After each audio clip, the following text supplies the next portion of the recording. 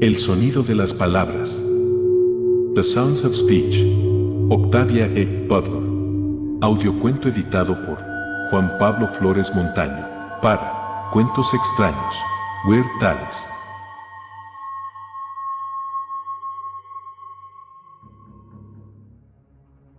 El sonido de las palabras.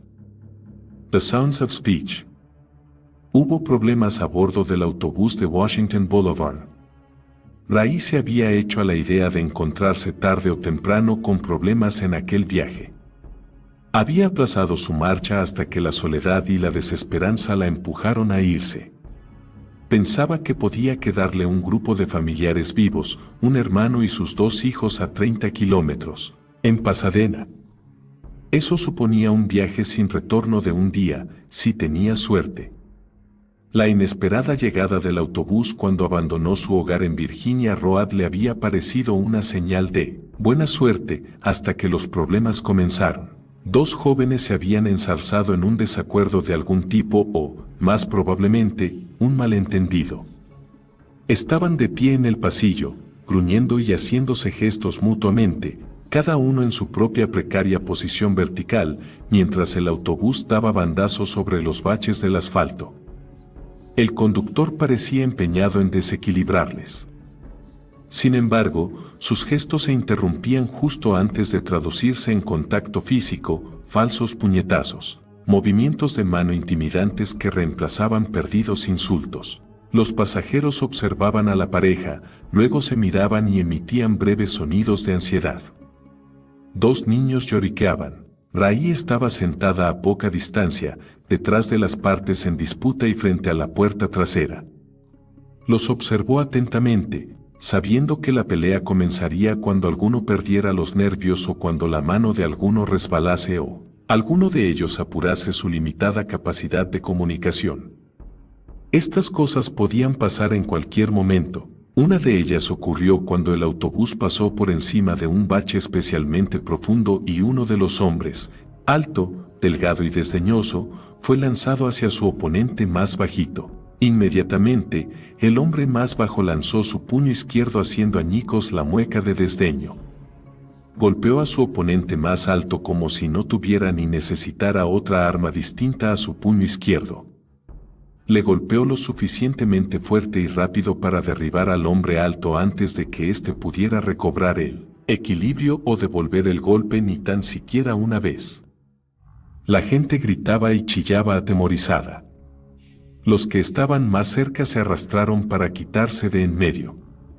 Otros 3 jóvenes rugieron excitados y comenzaron a gesticular violentamente. Luego, por algún motivo, una segunda discusión se inició entre 2 de estos 3, probablemente porque uno había tocado o empujado sin querer al otro. Cuando la segunda pelea dispersó a los pasajeros asustados, una mujer sacudió el hombro del conductor y gruñó mientras gesticulaba hacia la pelea. El conductor le devolvió el gruñido mostrándole los dientes. Asustada, la mujer se apartó. Ray, que conocía los métodos de los conductores de autobús, se sujetó con fuerza a la barra del asiento frente a ella.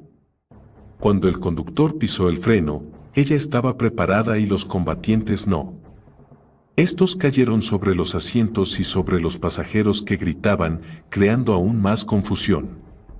Se produjo al menos una nueva discusión. En el momento en que el autobús paró por completo, Ray ya se había puesto en pie y empujaba la puerta trasera. La consiguió abrir con el segundo empujón y bajó de un salto, sujetando su mochila con un brazo. Varios pasajeros la siguieron, pero algunos se quedaron en el autobús. Los autobuses eran tan escasos e irregulares en esos tiempos que la gente se montaba en cuanto podía, pasara lo que pasara. Quizás no hubiera otro autobús ese día, o incluso ni siquiera al día siguiente. La gente comenzaba a andar y si veían un autobús le hacían señas para montar.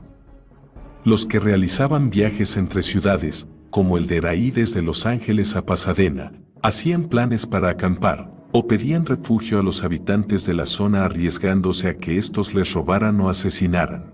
El autobús no se movió, pero Ray se alejó unos pasos. Tenía intención de esperar a que acabara la bronca para montarse de nuevo, pero si había disparos quería contar con la protección de un árbol.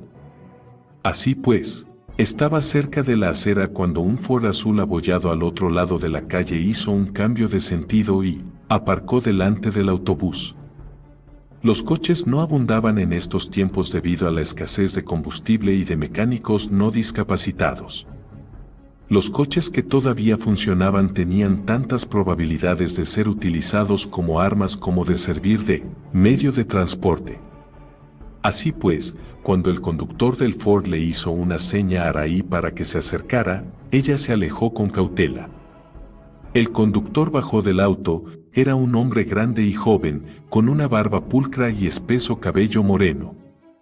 Llevaba un abrigo largo y una expresión de cautela similar a la de Raí. Ella estaba a unos pocos metros de él, esperando a ver qué hacía.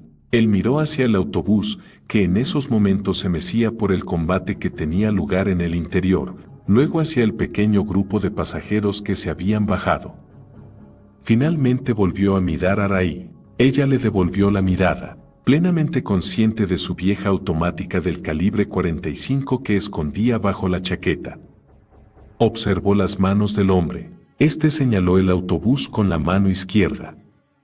Las ventanillas de cristal oscuro tintado del autobús le impedían ver lo que estaba ocurriendo dentro. El uso de su mano izquierda interesó a Raí más que su obvia pregunta. Los zurdos tendían a estar menos discapacitados, a tener mayor capacidad de razonamiento y comprensión, y eran menos tendentes a la frustración, la confusión y la ira. Ella imitó su gesto, señalando hacia el autobús con la mano izquierda, luego lanzó puñetazos al aire con ambos puños. El hombre se quitó el abrigo revelando un uniforme del Departamento de Policía de Los Ángeles, incluyendo la porra y el revólver de reglamento. Raí retrocedió otro paso. Ya no había Departamento de Policía de Los Ángeles, ya no existía ningún gran organismo, gubernamental o privado. Había patrullas de vecinos e individuos armados. Nada más. El hombre sacó algo del bolsillo del abrigo y luego metió el abrigo en el coche. A continuación volvió a hacer señas a Raí para que regresara a la parte trasera del autobús. Llevaba algo de plástico en la mano. Raí no entendía lo que quería hasta que él se dirigió a la puerta trasera del autobús y le hizo señas para que se quedara allí. Ella obedeció, principalmente por pura curiosidad. Policía o no policía, quizás pudiera hacer algo para detener esa estúpida pelea. El hombre avanzó rodeando la parte delantera del autobús dirigiéndose al lateral donde la ventanilla del conductor estaba abierta. Le pareció que el hombre lanzaba algo al interior del autobús. Ella estaba todavía intentando ver a través del cristal tintado cuando los pasajeros comenzaron a salir a trompicones por la puerta trasera, asfixiados y llorosos. Gas. Raí sostuvo a una anciana que se hubiera caído si no llega a sujetarla y bajó en brazos a dos niños pequeños, cuando estaban a punto de ser derribados y pisoteados. Pudo ver al hombre de barba ayudando a bajar a la gente por la puerta delantera. Cogió a un flaco anciano que salió despedido por un empujón de uno de los que peleaban. Desequilibrada por el peso del hombre, apenas pudo echarse a un lado cuando el último de los jóvenes salió a empujones. Sangrando por la nariz y la boca, se chocó contra otro, y se enzarzaron ciegamente, todavía llorosos por el gas. El hombre con barba ayudó a bajar al conductor del autobús por la puerta delantera, aunque el conductor no pareció agradecer mucho su ayuda. Durante unos instantes, Raí pensó que iba a iniciarse otra pelea. El hombre de barba retrocedió y observó al conductor que gesticulaba amenazante, gritándole con una ira sin palabras. El hombre de barba se quedó inmóvil, rehusando responder a unos gestos tan claramente obscenos. Las personas menos discapacitadas solían hacer esto, retrocedían, a menos que fueran físicamente amenazados, y dejaban a los otros con menos control que gritaran y brincaran de un lado a otro. Era como si pensasen que comportarse de forma tan irascible como los que tenían menor entendimiento fuera rebajarse. Era una actitud de superioridad, y así era como lo percibía la gente como el conductor del autobús. Tal superioridad era castigada frecuentemente con palizas, incluso con la muerte. Rai ya había podido experimentarlo en carne propia. Como resultado, nunca salía de casa desarmada. Y en este mundo donde el único lenguaje común posible era el lenguaje corporal, ir armado solía ser suficiente. Raras veces se vio obligada a desenfundar la pistola o ni siquiera a mostrarla. El revólver del hombre de barba estaba todo el tiempo a la vista. Aparentemente eso fue suficiente para el conductor del autobús. El conductor escupió con expresión disgustada, miró furioso al hombre de barba durante unos segundos más, y luego se dirigió a su autobús lleno de gas. Lo observó durante unos instantes, estaba claro que deseaba entrar, pero el gas todavía era muy denso. De todas las ventanillas, solo la pequeña ventanilla del conductor estaba abierta. La puerta delantera estaba abierta, pero la trasera no se quedaba abierta a menos que alguien la sujetara. Por supuesto, el aire acondicionado se había averiado hacía tiempo. Llevaría un rato hasta que el autobús quedara totalmente despejado. Era propiedad del conductor, su modo de vida. Había pegado en los laterales fotografías de viejas revistas que mostraban objetos que aceptaba como pago por el billete. Luego usaba lo que reunía para alimentar a su familia o para intercambiar por otros productos. Si su autobús no funcionaba, él no comía. Por otro lado, si el interior de su autobús era destrozado por peleas absurdas, tampoco podría comer demasiado bien. Aparentemente el conductor no era capaz de deducir esto. Lo único que comprendía era que le llevaría bastante tiempo poder usar su autobús de nuevo. Sacudió el puño frente al hombre de barba y gritó. Parecieron oírse palabras en ese grito, pero Rai no pudo entenderlas. No sabía si era culpa del conductor o suya. Había oído tan pocas palabras coherentes humanas durante los últimos 3 años que ya no sabía con certeza si podría seguir reconociéndolas, ya no estaba segura del grado de su propia discapacidad. El hombre con barba suspiró. Miró hacia el coche, luego hizo una señal a Rai. Estaba listo para irse, pero antes quería algo de ella. No. No, él quería que ella se marchara con él, que se arriesgase a meterse en el coche cuando, a pesar de su uniforme, la ley y el orden ya no significaban nada, ni siquiera las palabras significaban nada. Sacudió la cabeza con un gesto de negación universalmente entendible, pero el hombre siguió haciéndole señas. Entonces sacudió la mano en alto indicándole que se fuera. El hombre estaba haciendo lo que los menos discapacitados raras veces hacían: atraer una atención potencialmente negativa hacia otro de su clase. La gente del autobús había comenzado a mirarla. Uno de los hombres que habían estado peleando se dio unas palmadas en el brazo de otro, luego señaló primero al hombre de barba y luego a Rai, y finalmente sostuvo en alto los primeros dedos de su mano derecha, como si mostrara 2/3 de un saludo de Boy Scout. Fue un gesto muy rápido y su significado resultó obvio incluso a distancia. La habían agrupado con el hombre de barba. ¿Y ahora qué? El hombre que había hecho el gesto se dirigió hacia ella. Rai no tenía ni idea de lo que pretendía, pero se mantuvo en su sitio. Era unos 15 centímetros más alto que Rai y quizás 10 años más joven. Rai no se veía capaz de escapar de él corriendo. Ni esperaba que nadie fuera a ayudarla si necesitaba ayuda. Toda la gente a su alrededor eran extraños. Hizo un gesto, una clara indicación al hombre para que parase. No tenía intención de repetir el gesto. Afortunadamente, el hombre obedeció, se limitó a gesticular obscenamente y algunos de los otros hombres rieron. La pérdida del lenguaje verbal había dado pie a toda una nueva gama de gestos obscenos. El hombre, con cruda simpleza, la había acusado de tener sexo con el hombre de barba, y había sugerido que también complaciera al resto de hombres presentes, comenzando por él. Rai le miró con cautela. La gente podría perfectamente permanecer al margen y limitarse a mirar si el tipo intentaba violarla. También permanecerían parados mirando cómo le disparaba. ¿Llevaría las cosas tan lejos? No lo hizo. Tras una serie de gestos obscenos sin acercarse más a ella, se giró desdeñosamente y se alejó, y el hombre de barba seguía esperando. Se había quitado el revólver reglamentario, con la funda y todo. Volvió a hacer el gesto con ambas manos vacías. Sin duda tenía la pistola en el coche y a mano, pero le impresionó que se lo quitara. Quizás fuera de fiar. Quizás simplemente se sentía solo. Ella misma llevaba sola ya 3 años. La enfermedad la había despojado de todo, mató a sus hijos uno a uno, mató a su marido, a su hermana, a sus padres. La enfermedad, si es que era una enfermedad, había acabado incluso con la costumbre de depender unos de otros para sobrevivir. Al extenderse por todo el país, la gente apenas tuvo tiempo de atribuirlo a los soviéticos, aunque estos también habían enmudecido, junto al resto del mundo, a un nuevo virus, a un nuevo contaminante, a la radiación o a un castigo divino.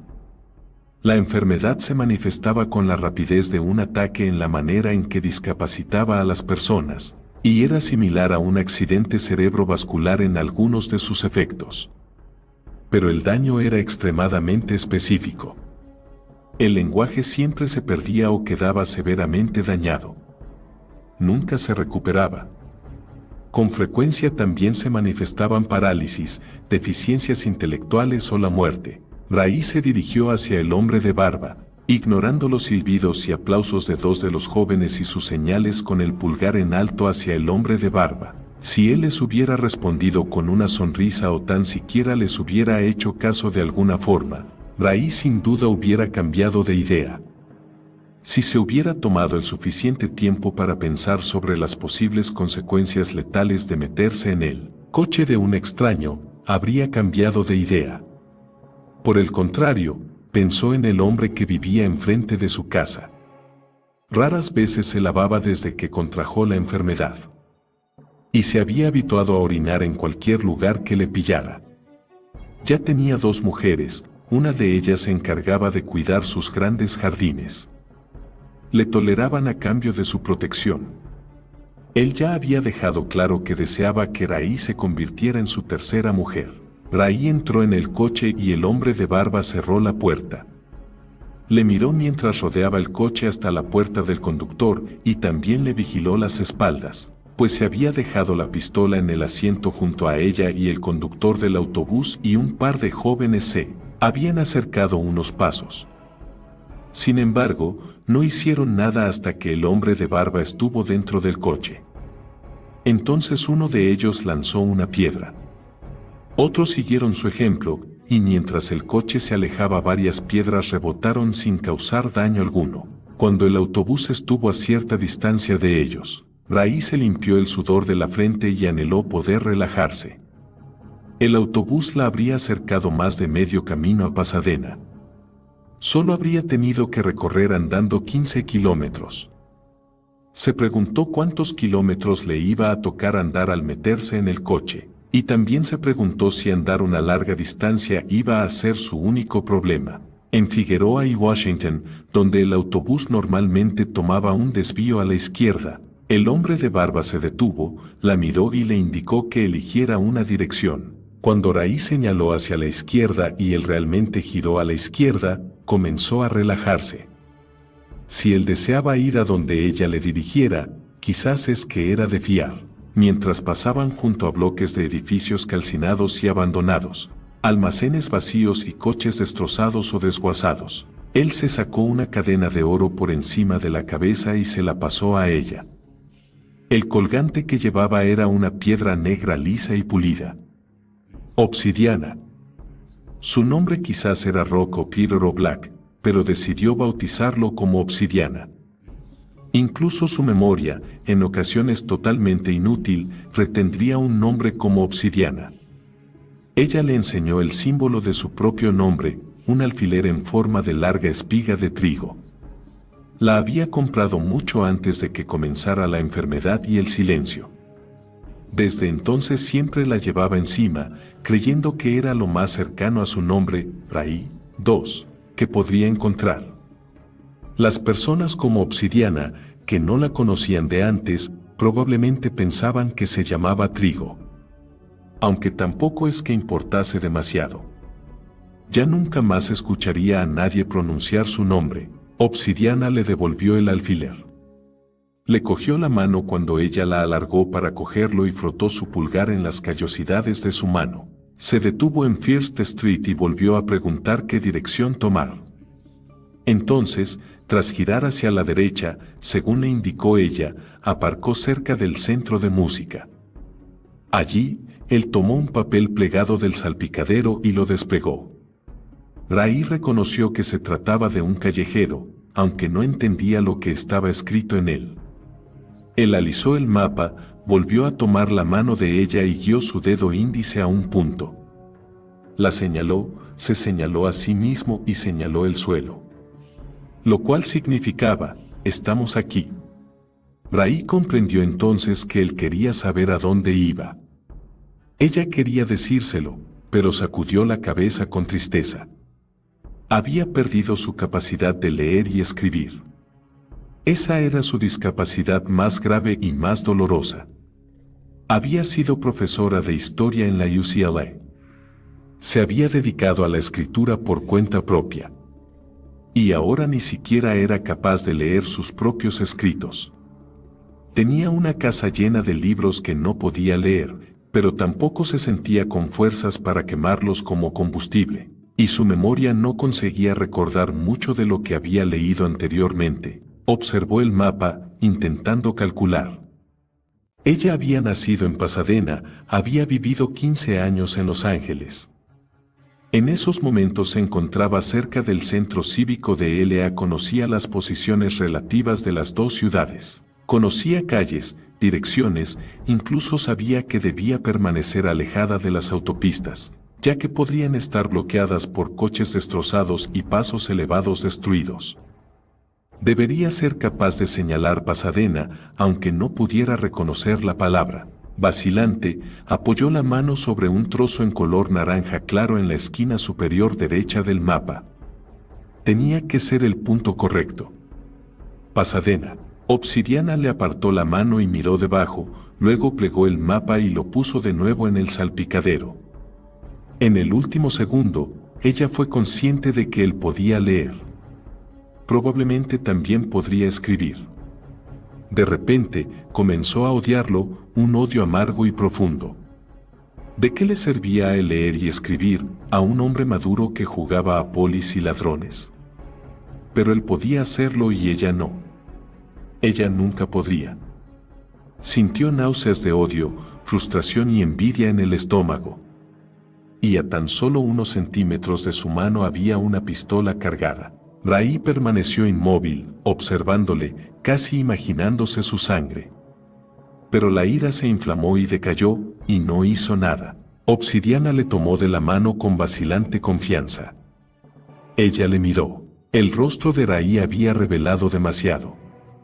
Cualquier persona que todavía viviera en lo que quedaba de sociedad humana habría reconocido esa expresión, esa envidia. Cerró los ojos exhausta e inhaló profundamente.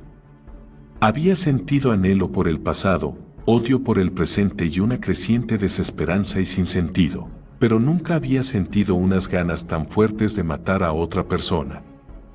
Abandonó su casa finalmente porque había estado a punto de suicidarse. No encontraba ninguna razón para seguir viviendo. Quizás por eso entró en el coche de Obsidiana. Nunca antes había hecho algo así. Él le tocó la boca e hizo movimientos de parloteo con el pulgar y los dedos. ¿Podía hablar? Ella sintió y observó cómo brotaba y desaparecía en él una envidia más leve. Ahora ambos ya habían admitido lo que no era seguro admitir, y no se había producido ninguna violencia. Él se tocó la boca y la frente y luego sacudió la cabeza. No hablaba ni comprendía las palabras. La enfermedad había jugado con ellos, arrebatándoles lo que cada uno valoraba más, o eso sospechaba Ray. Tiró de la manga de Obsidiana, preguntándose por qué había decidido por su cuenta mantener vivo el departamento de policía de LA con el escaso equipo que le quedaba.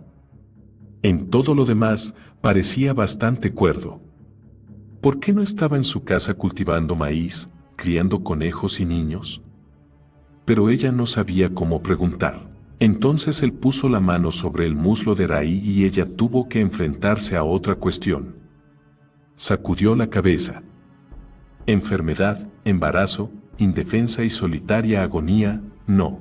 Él le masajeó el muslo suavemente y sonrió con obvia expresión de incredulidad. Nadie la había tocado durante 3 años. No había querido que nadie la tocase. ¿Por qué arriesgarse a traer un niño a un mundo como este, incluso si el padre estaba dispuesto a quedarse y ayudar a criarlo? Pero el deseo era demasiado fuerte. Obsidiana no podía imaginarse lo atractivo que le resultaba, joven, probablemente más joven que ella, limpio, pidiendo lo que quería en lugar de ordenarlo. Pero nada de eso importaba. ¿Qué eran un puñado de momentos de placer en comparación a toda una vida de consecuencias? Él la atrajo aún más hacia él y durante unos segundos Raí se permitió disfrutar de esa cercanía. Olía bien, un buen olor a hombre. Se separó a su pesar. Él suspiró y alargó la mano hacia la guantera. Ella se tensó, sin saber qué esperar, pero lo único que sacó fue una cajita. Ella no podía entender lo que había escrito en la caja. No entendió lo que era hasta que él rompió el envoltorio, abrió la caja y sacó un condón. Él la miró, y en un principio ella apartó la mirada sorprendida. Luego se rió. No se acordaba de cuándo fue la última vez que había reído. Él sonrió, señaló el asiento trasero, y ella se rió en voz alta. Incluso durante su adolescencia, no le habían gustado nada los asientos traseros de los coches. Pero miró a su alrededor, a las calles vacías y edificios en ruinas, luego salió y se metió en el asiento trasero.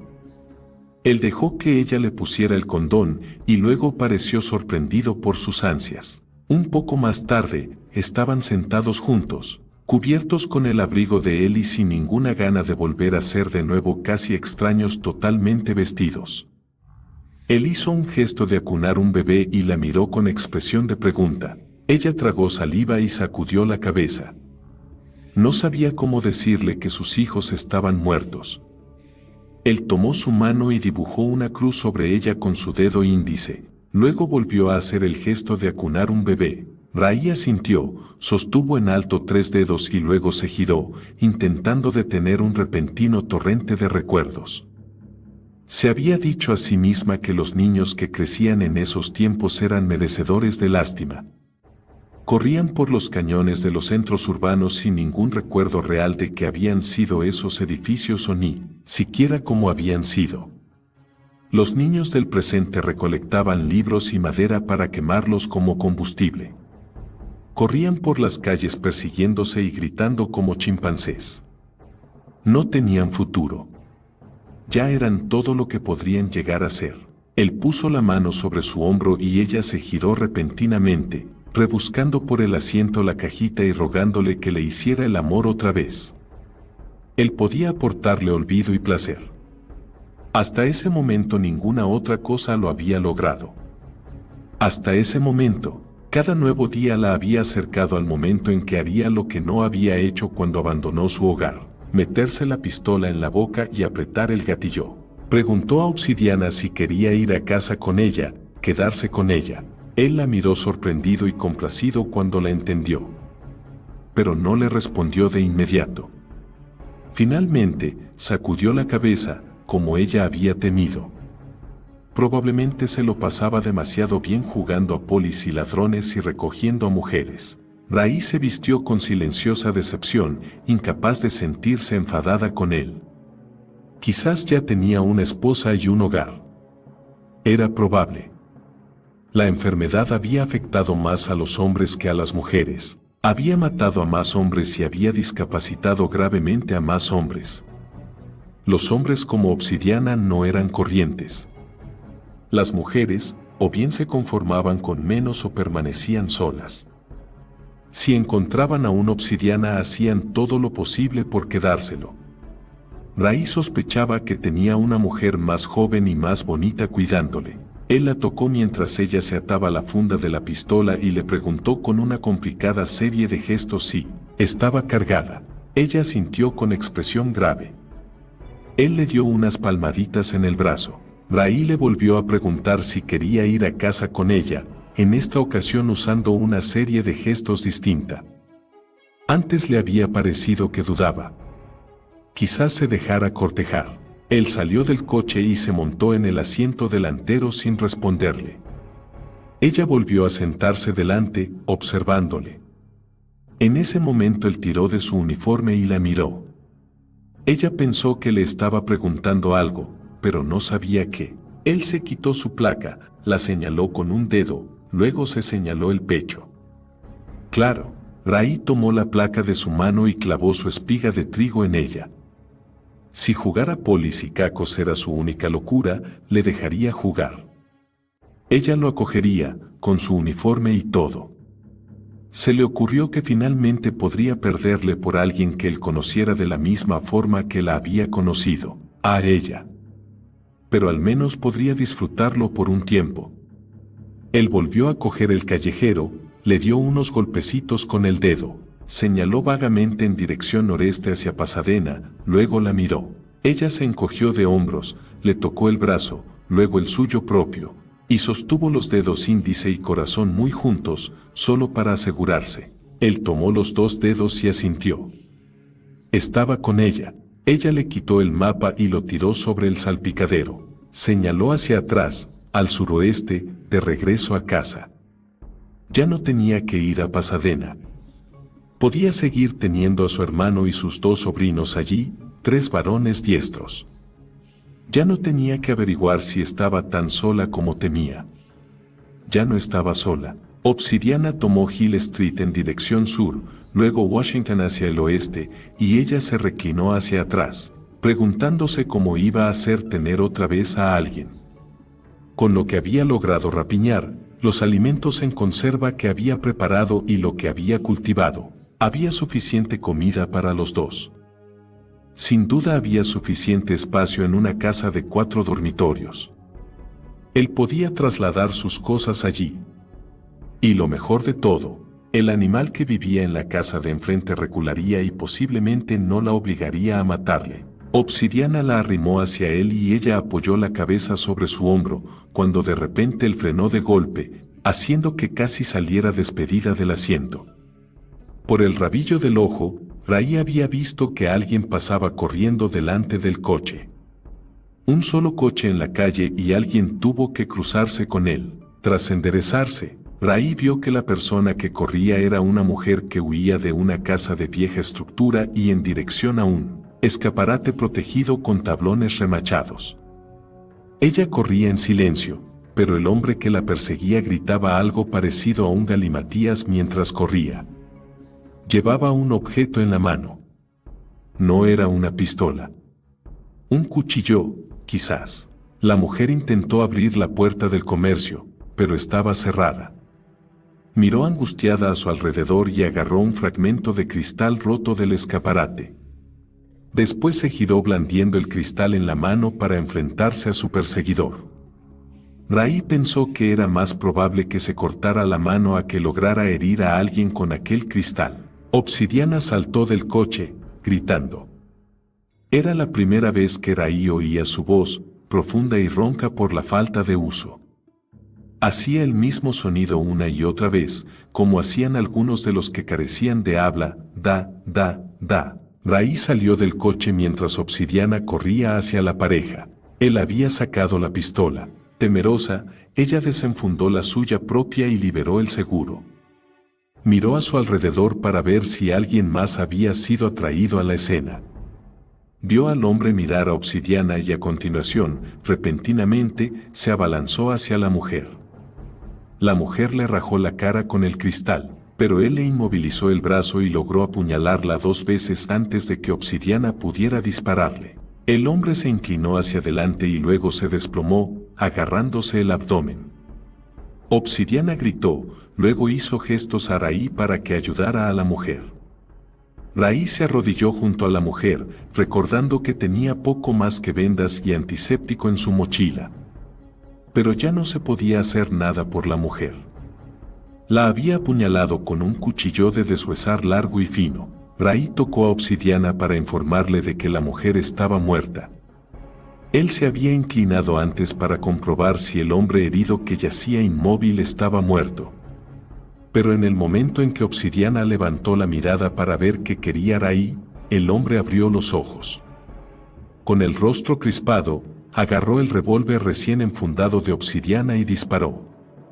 La bala impactó en la sien de Obsidiana y este se desplomó. Ocurrió así de simple y rápido.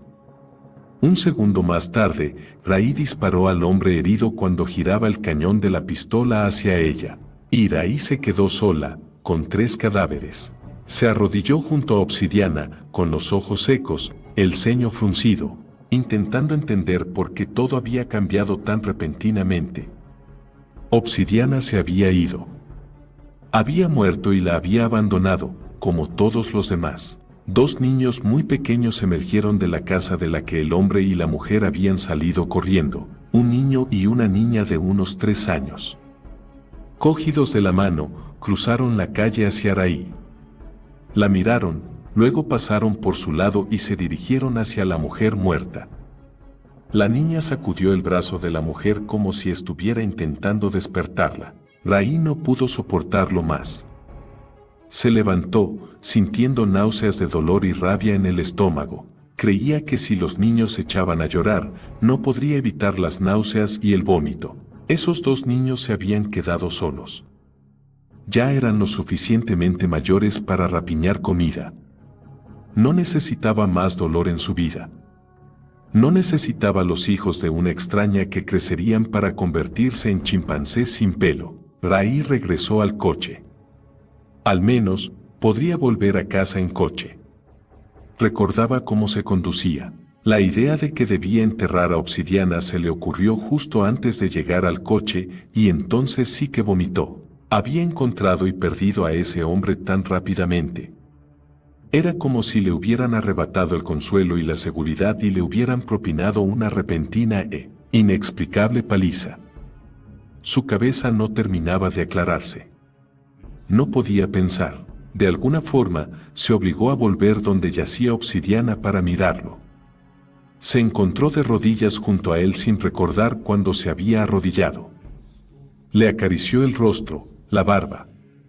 Uno de los niños hizo un ruido y ella les miró, y miró a la mujer que probablemente había sido su madre. Los niños le devolvieron la mirada, obviamente asustados. Quizás fue ese miedo en el rostro de los niños lo que finalmente pudo con ella. Había estado a punto de montarse en el coche y abandonarlos. Había estado a punto de hacerlo, a punto de abandonar y dejar morir a 2 bebés. Sin duda había visto a muchos muertos. Tendría que llevarse a los niños a casa con ella. No sería capaz de seguir viviendo si tomaba cualquier otra decisión. Ray echó una ojeada a su alrededor buscando un lugar para enterrar 3 cadáveres.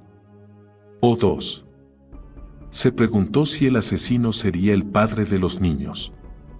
Antes del silencio, la policía siempre decía que algunas de las llamadas más peligrosas a las que acudían eran las llamadas de disturbios domésticos. Obsidiana tendría que haberlo sabido, aunque el saberlo no le habría hecho quedarse en el coche. Tampoco le habría hecho quedarse a ella. Ray no habría podido presenciar el asesinato de la mujer sin hacer algo.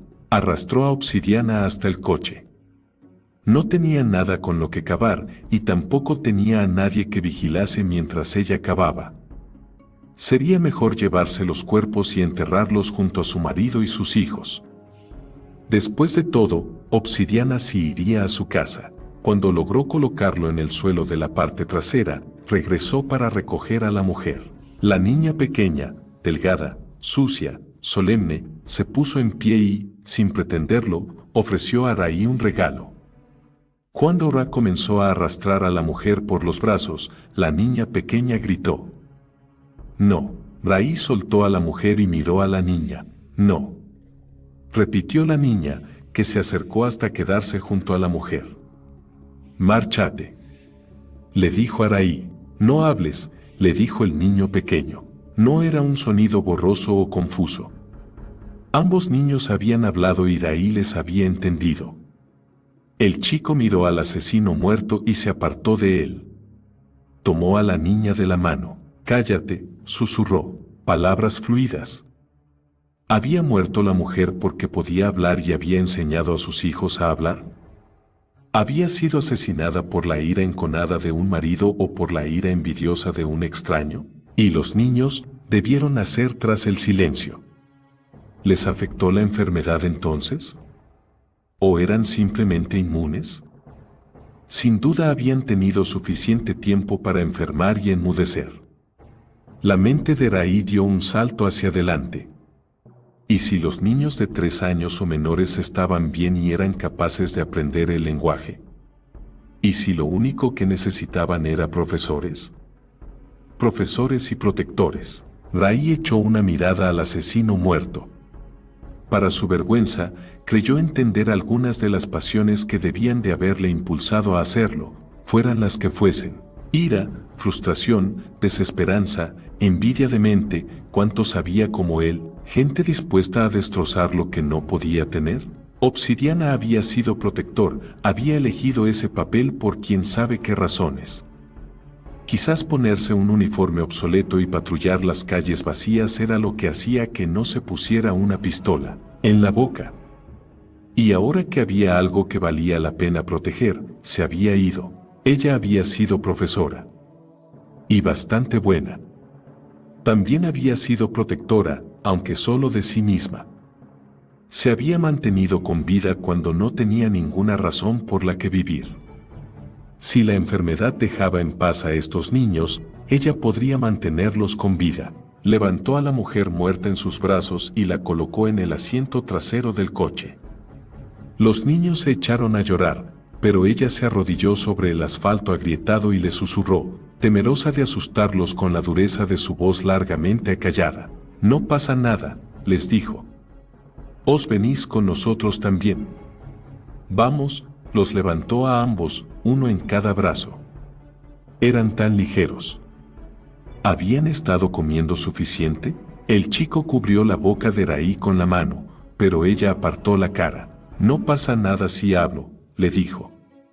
«Mientras no haya nadie alrededor, no pasa nada». Dejó al niño en el asiento delantero y éste se movió sin que se lo dijera para hacer sitio a su hermanita. Cuando ambos estuvieron en el coche, Raí se inclinó sobre la ventanilla, mirándoles, y observó que ya estaban menos asustados y que la miraban con tanta curiosidad como temor. «Soy Dallory Ra», dijo ella, saboreando las palabras. «No pasa nada si me habláis a mí».